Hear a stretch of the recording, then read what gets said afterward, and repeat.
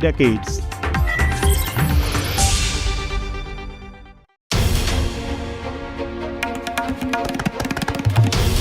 This is NDTV, and you're watching NDTV 24/7.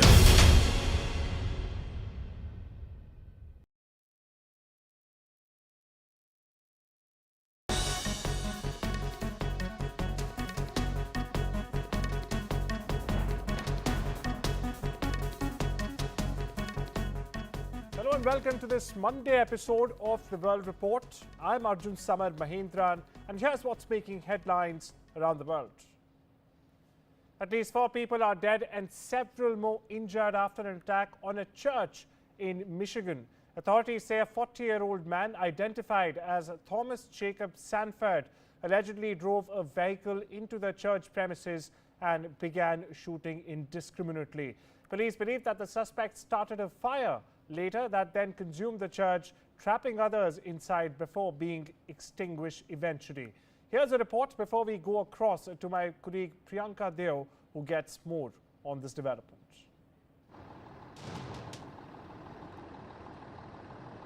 Michigan late Sunday as the gunman opened fire inside the Church of Jesus Christ of Latter-day Saints. 4 people are confirmed dead, 8 more wounded, as police raced to the scene within 30 seconds of the first 911 call. There is a couple additional bodies that we've discovered in the church. So that makes our total victim count up to 4 victims. As I said before, there has already been the suspect who is deceased as well. So we have 5 deceased persons from this tragic incident. The suspect, 40-year-old Thomas Jacob Sanford, was fatally shot by the police inside the church parking lot. Inside the sanctuary, courage took hold as families shielded children and helped each other escape.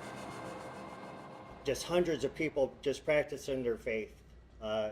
Just extreme courage, brave, and that's the type of community that we are. Law enforcement, again, we were on scene within 30 seconds from that original 911 call.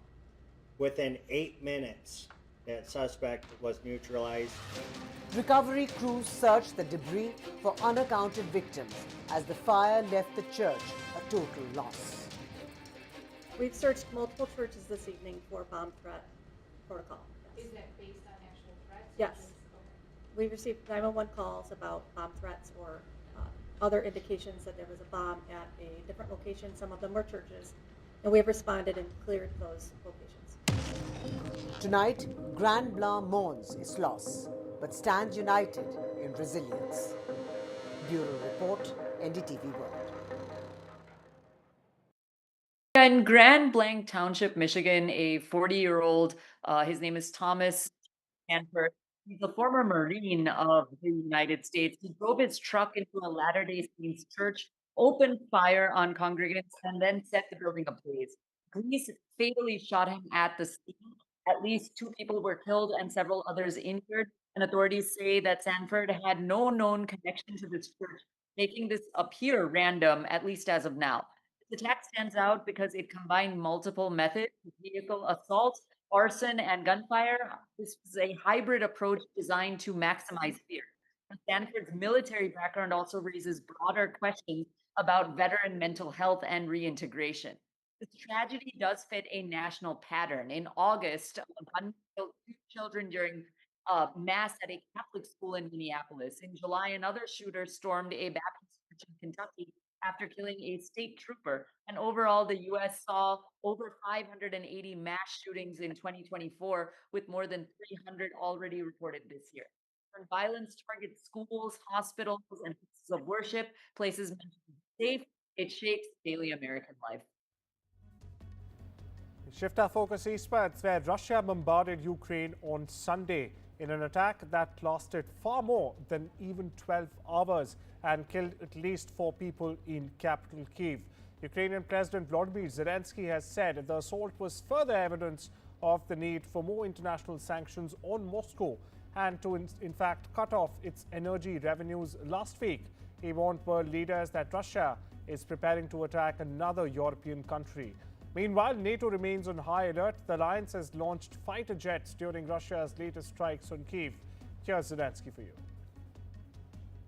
Сьогодні весь день після російського удару тривала ліквідація наслідків у Запоріжжі, в Києві, Київській області, в інших наших регіонах.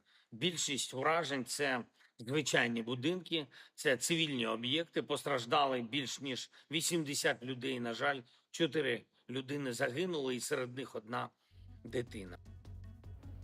Well, my colleague Vishal Vivek joins us for more. Vishal, we heard Zelensky there. Another strike by Russia.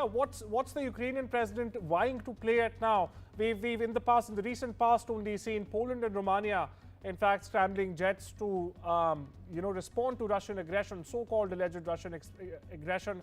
What is exactly Zelensky batting for here? And will more sanctions really help Russia? First of all, will they even be imposed, given the current diplomatic and and the international scenario that persists?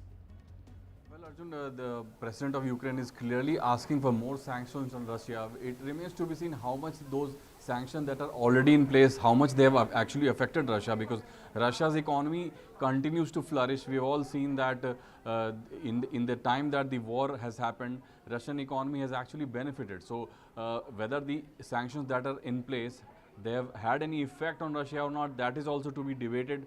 So that is why the Ukrainian president is highlighting that there needs to be more sanctions on Russia so that Russia could feel the pressure, because it's clearly not feeling it, as is evidenced by the series of strikes on Russia, on Ukrainian soil. More than 500 drones this time, close to 600 drones and missiles were launched on the Ukrainian soil. And in the recent past, we've also seen that a lot of these attacks have been aimed at Kyiv, the capital of Ukraine. Kyiv had somewhat, evaded the damage from the Russian war in the last 3 years, but that is not the case anymore. We have seen so many attacks on the heartland of Ukraine that seem to have affected civilians. At this time, a 12-year-old girl on the Ukrainian side was killed. So that goes to show the level of precision these Russian weapons have. It remains to be seen how the world, the West, the allies of the US, they respond to this, because the US is clearly not happy with what is happening on the ground, because Russian president had reportedly told President Trump that he would be thinking about a trilateral meeting, but that has not happened, and there's not even talk of a meeting between Russian president and the Ukrainian president. That totally seems to be off the table. So it's all going haywire. There doesn't seem to be any solution, and nobody seems to have an answer to these questions. Well, no immediate answers available there to Zelensky's, repeated requests to NATO and the West to impose further more sanctions on Russia. And as my colleague Vishal Vivek was telling us there, Russia seems to have only benefited from these sanctions that have already been levied on Moscow and the Kremlin. Moving on, we shift our focus to the Middle East now, where the death toll in the Israel-Hamas war has topped 66,000 Palestinians. Gaza's health ministry has released this report on Sunday. That's yesterday. It's just a day before Israeli Prime Minister Benjamin Netanyahu meets US President Donald Trump. That's later tonight, in just a few hours from now, viewers. Meanwhile, Netanyahu has come under more heavy international pressure to end the war in Gaza. Now, key Western allies have also joined a growing list of countries recognizing a Palestinian state over Israeli objections. The European Union, for instance, is considering sanctions, and there are growing moves to a sports and cultural boycott against Israel as well. Here's more. Israeli Prime Minister Benjamin Netanyahu is headed to the White House on Monday for a critical meeting with President Donald Trump about the war in Gaza. Trump has given Israel wall-to-wall support since he returned to the White House last January, but there are signs that is beginning to change. Netanyahu is facing growing international pressure and isolation over the devastation in Gaza. In fact, health officials in Gaza say the death toll has now risen above 66,000 people. Trump also himself has begun to show signs of impatience. Arab officials say that Trump is expected to present a new 21-point ceasefire plan. This is a plan that would declare an immediate ceasefire and set in motion a process for ending the war altogether. Now, Netanyahu gave a speech to the United Nations on Friday where he struck a defiant tone. He says Israel is going to push ahead with this offensive until it finishes the job, until it completes its defeat of Hamas. However, if Trump has a plan to end this war, Netanyahu will have a hard time saying no. Over in Washington, U.S. President Donald Trump met Pakistan's Prime Minister Shehbaz Sharif and their Army Chief Asim Munir at the White House on Thursday. Now, this is where the Pakistani side presented rare earth minerals during talks. However, now a photograph released by the White House showed Trump looking at an open wooden box or a casket of minerals, now just as Munir pointed to the display, while Prime Minister Shehbaz Sharif stood nearby, almost grinning. Now, Sharif is the first Pakistani Prime Minister to visit the White House in 6 long years. Islamabad has actually been seeking American investment in its minerals sector. Only earlier this month, Pakistan's Frontier Works Organizations, or the FWO, signed an agreement with Missouri-based U.S. Strategic Metals to establish a polymetallic refinery in Pakistan.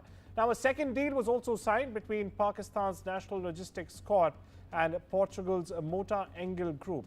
It's an engineering and construction company. The foreign ministers of North Korea and China met in Beijing on Sunday and agreed to deepen bilateral ties between Beijing and Pyongyang.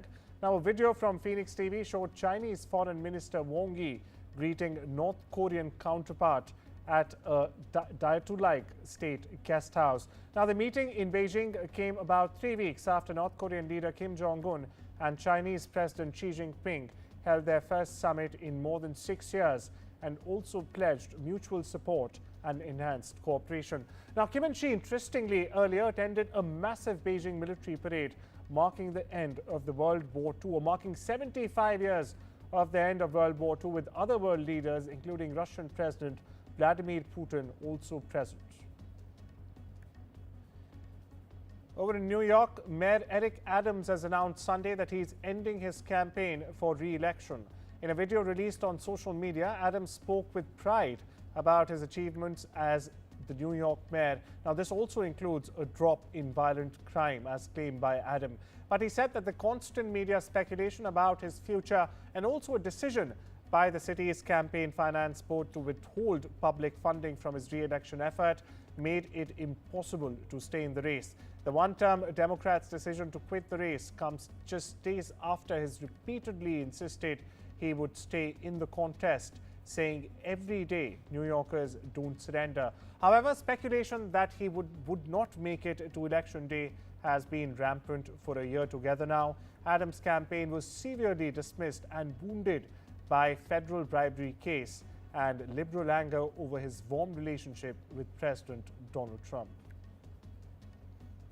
Now, in Southeast Asia, heavy rain and strong winds from Typhoon Bualoy, now weakened into a tropical storm, flooded roads, knocked off roofs and caused at least 9 deaths in central Vietnam before it weakened to a storm that moved Monday into Laos, state media reported. Now, the storm tore through communities, damaging houses, schools and power poles, sweeping away temporary bridges and also flooding roads and low water crossings across several provinces. Flooding in cities, submerged vehicles and many highland communities were also cut off. State media, meanwhile, says rescue teams were searching for 17 missing fishermen. Forecasters in Vietnam said that at 10 a.m. local time Monday, the storm center was overland near the border of Nang Yean province in Laos, with winds of 46 meters per hour blowing. They also added that it would push deeper into central Laos. Another day of protest and clashes with the police took place on Sunday in Lima, with the Peruvian capital, where young groups protested against President Dina Boluarte's government and Congress for their lack of response to the escalating violence, especially extortion and murders that plague the country. Hundreds of demonstrators from youth organizations calling themselves Generation Z clashed with the police in night in the vicinity of Congress, in the very center of capital Lima. There, they were repelled by uniformed officers. As you see on your screen, they were lined up with shields and helmets and also threw tear gas bombs until the protesters were forced to retreat to the nearby San Martin Square. Now, for the second consecutive night, the young people tried to remove the metal fences and barriers protecting Peru's Congress. Armed federal agents patrolled Chicago's downtown streets on Sunday, and President Donald Trump called up 200 National Guard troops for deployment in Oregon's Portland, a move strongly opposed by the governor that immediately prompted a lawsuit saying Trump overstepped his authority. Now, the latest examples of a creeping federal law enforcement and military presence in U.S. cities occurred as Memphis, in fact, prepares for the arrival of additional federal authorities. These include immigration and drug enforcement agents that Republican Tennessee Governor Bill Lee says he expects will happen this week itself. Meanwhile, Trump has said that he's ordered the 60-day deployment of Oregon National Security Guard troops to deal with quote-unquote violent protests that in fact threaten the security of immigration detention facilities and other federal property. On a lighter note, Prime Minister Narendra Modi has penned the foreword for the Indian edition of the Italian Prime Minister Giorgia Meloni's autobiography, I Am Georgia, My Roots, My Principles, which is in fact set to be released soon. Now, Modi described her book as her Mann Ki Baat, a nod to his own radio broadcast of the same name. According to reports, he also reflected on his 11 years of engagement with global leaders, noting that their journeys often reveal universal themes, which he often finds mirrored in Meloni's story. And with that, it's time we step into a short break. Much more lined up on the other side. Don't you go anywhere.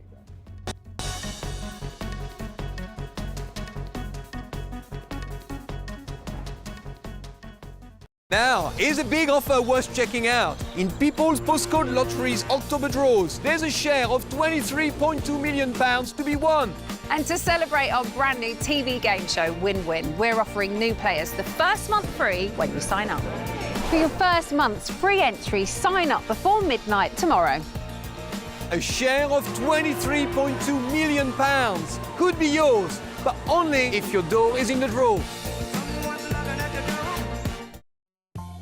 Popping to the shops isn't as easy as it used to be. Ages. That's why I love Wiltshire Farm Foods meals. They're delivered straight to my door for free, and there's no silly subscriptions, which means I get all the flavour. With none of the faff, so I can put my feet up. Well, occasionally. Why not give them a call or go online? Wiltshire Farm Foods, that home-cooked taste. Delivered.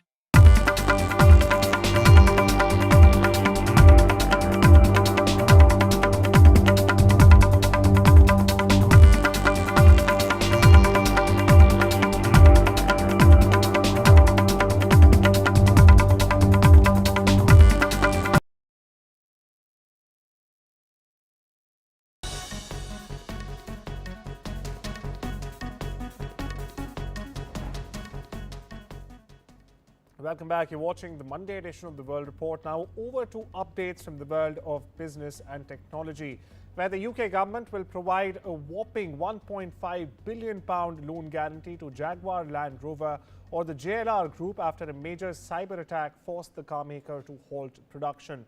Now, JLR shut down its UK factories on the 31st of August, with operations expected to remain suspended until the 1st of October. Now, this has left suppliers facing uncertainty.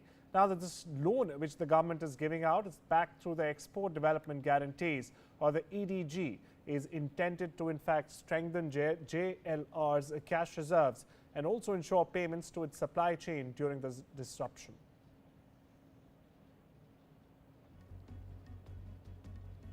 And Tilak Verma saved his best for the last and playing the innings of his career so far to take India to a thrilling win over Pakistan in the final of the Asia Cup 2025 on Sunday.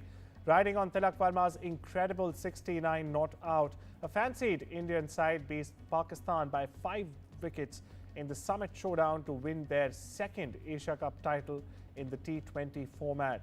Team India bowled out Pakistan for a modest 146 and then chased down the target of 147 with 2 balls to spare. Verma smashed an unbeaten 69 of 53 balls, while Shivam Dube contributed a breezy 33 of just 22 balls during a vital 60-run partnership for the 5th wicket. We get you a report. Big matches need temperament, and Shahibzada Farhan showed signs of early brilliance. Pakistan came out with a lot of aggression in the first 3 overs and were 45 for no loss at the end of the power play. There were several mishits by Farhan, but he did not let that cloud his approach. He brought up his half-century in 34 balls and then came up with a muted celebration by the show of his bat. India's mystery spinner Varun Chakravarti gave them the first wicket. Sahibzada gone for 57 of 38. Nerves set in and Pakistan endured a middle order collapse. Might just go all the way, too high and too long. Fakhar Zaman gone after scoring 46. Surya Kumar Yadav meanwhile was criticised for appealing against obstruction in the field, which was overturned by the third umpire. Pakistan were 113 for 1 in 5 overs. Indian spinners undid all of that. The men in green lost 4 wickets for 8 runs. Kuldeep, Aksar and Varun spinning the web. He wants it, it's gone high and he takes it. Kuldeep Yadav finished with 4 for 30 on the night, picking 3 wickets in this over. Jasprit Bumrah got Haris Rauf and brought out the falling aeroplane celebration. India's spin power completely outdid Pakistan as they folded up for 146, spinners claiming 8 and Bumrah 2 on the night. With the catch, Pakistan bowled out. Chasing 147, India had a disastrous start. The law of average struck Abhishek Sharma on the night of the final. Captain Surya Kumar Yadav, having promoted himself up the order, became Shaheen Shah Afridi's victim of a slower ball. This was a huge moment in the game. Gill gone too. Pakistan had 3 inside 4 overs. India's middle order was powered by Samson and Tilak Verma. They scored 57 of 50, but Sanju went after scoring 24 runs. Dube and Tilak put pressure on Haris Rauf. 17 runs from this over was game changer. Verma stroked a half-century under pressure. Dube took the pressure off by depositing 1 into the stands as India needed 10 in the final over. Tilak Verma then sent a massive 6 sailing into the stands. India staged a grand finish, winning a thriller on the night by 5 wickets. This was their 9th Asia Cup title, a match worthy of a tournament final. Meanwhile, the BCCI viewers will lodge a very strong protest in the next ICC meeting in November against Asian Cricket Council Chief Mohsin Naqvi, who walked away with the Asia Cup trophy after the Indian team refused to accept it from him in Dubai. BCCI Secretary Devajit Saikia has justified the team's refusal, underlining that India cannot accept the trophy from a person who is caught waging a war against the country. Now, India defeated Pakistan by 5 wickets in the final on Sunday, with Tilak Verma hitting an unbeaten 69 to be adjudged the player of the match for the final encounter. We get you more. How can we take a trophy from the person who is running a war against us? So many people have died in our country. We have a moral responsibility, and from the point of patriotism also, we cannot consider him to be a person from whom we can receive the trophy. And the most important thing is that the other side is acting so childish and so absurd that when we refused to take the trophy, he thought that the trophy is meant for him and he took it with him to his hotel. Not only the trophy, the medals also. So this is something very unexpected, very unheard, and we'll definitely lodge a complaint to ICC for his misconduct. And one more thing, that had it been some other person who was offering the trophy in the prize distribution ceremony, if he had been ACC chairman only, we would have no difficulty in accepting the trophy. But the same person is donning another color, that is that he being the interior minister of Pakistan, So at that point of time, his identity is totally different. So India, after a lot of backlash also in our country, we have decided to participate, keeping the spirit of the game and our responsibilities, and also following the policy framed by the government regarding participation of any national team, irrespective of sports, in any international or multinational tournament.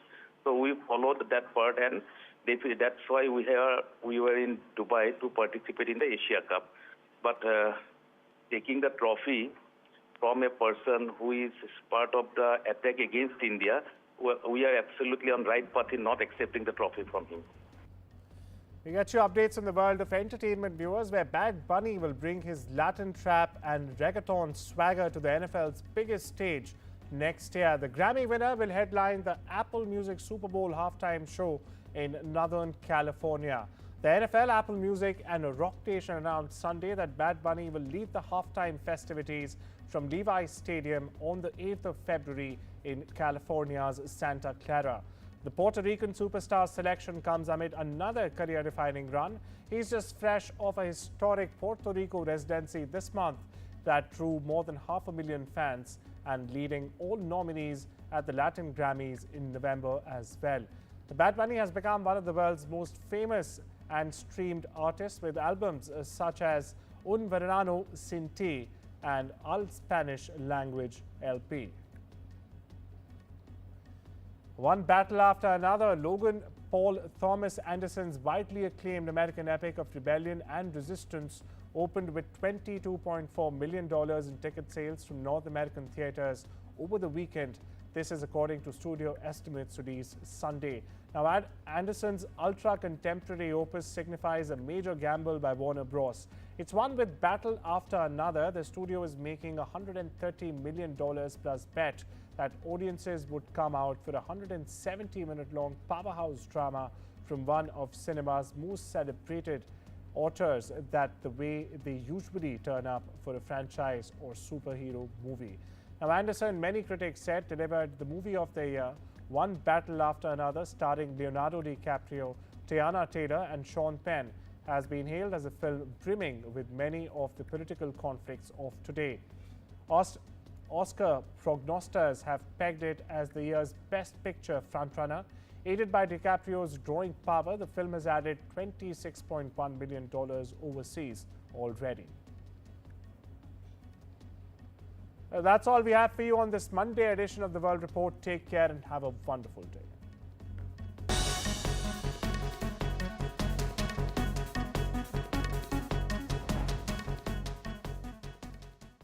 With Post Office Over 50's life cover, enjoy peace of mind knowing your family will receive a guaranteed payout when you're gone. UK resident 50 to 80, your guaranteed acceptance. No health checks and from just £1.15 a week. Plus free 24/7 GP access with the health and wellbeing benefit. Purchase and receive a £125 gift card for amazon.co.uk, Tesco or M&S. Visit postoffice.co.uk/over50s. No child should suffer the torture of trachoma, but so many are in pain right now. Nananga's lashes have turned inwards. They rip and tear away at his eyes. Pamelo's sight could be gone forever. He's just 3 years old. Kofanga screams for his mother. His eyes are so infected that he can't even see her. For so many children in the world's poorest countries, trachoma is torture. It's a painful infection often spread by flies, and it's destroying children's eyesight. But it could be stopped if you help today. By calling 0800 038 4926 and giving £1 a week to Sightsavers, you can help make sure children get the treatment they desperately need. You'll help us bring them the medicines and the care that can treat infections. And that means you'll be helping to save children from the torture of trachoma and a life of blindness. Please help us reach them. Call 0800 038 4926. Text C13 to 82727 or go online and give just £1 a week now. Because we need you to help save the sight of children like Nananga. We need you to help save them from the torture of trachoma.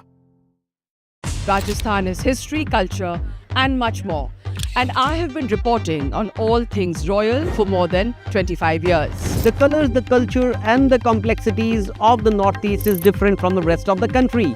I have been bringing the Northeast closer to the capital for over 15 years. Madhya Pradesh is the heart of India, and I have been capturing its every beat for over 10 years, covering the corridors of power, what is said, what is left unsaid, and what it actually means for you and me. I have it all covered. Kashmir is often called paradise on earth, a region that has been in a state of flux. From conflict to India's crowning glory, I have been reporting and decoding Jammu and Kashmir for last 3 decades.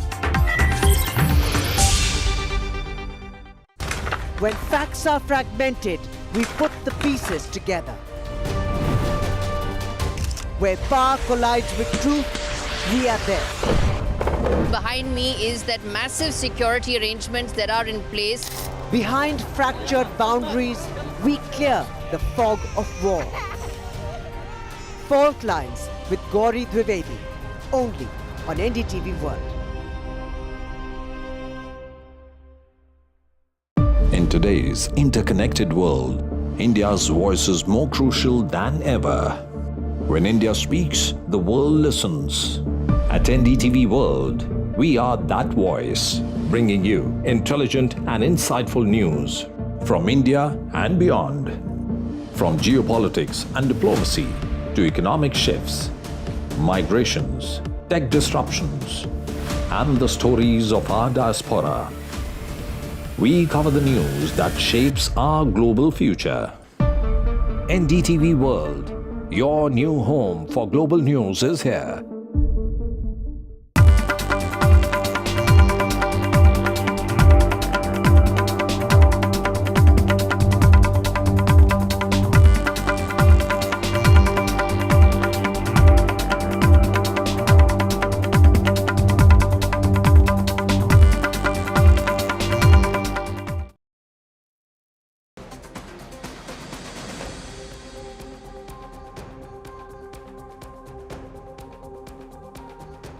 Very good afternoon from Delhi to Dhaka and Dubai to New York. It's a packed Monday here at India Global Viewers. I am Arjun, Samar, Mahendran, and here are the headlines.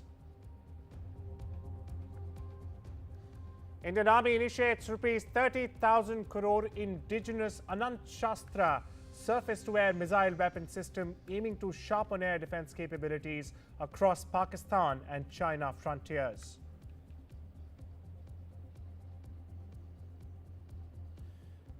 Pak PM Shehbaz Sharif, Asim Munir flash rare earth minerals at White House.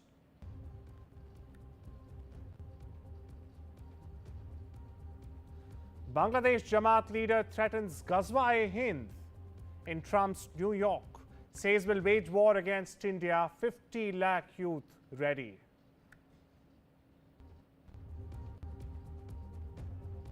All on board for something special, says Trump ahead of meeting with Netanyahu.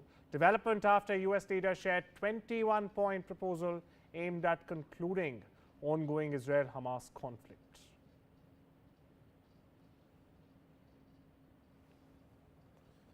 And Team India skipper Suryakumar Yadav says he would donate his entire match fee for the tournament to Indian Armed Forces following the Indian cricket team's victory in the recently concluded Asia Cup 2025.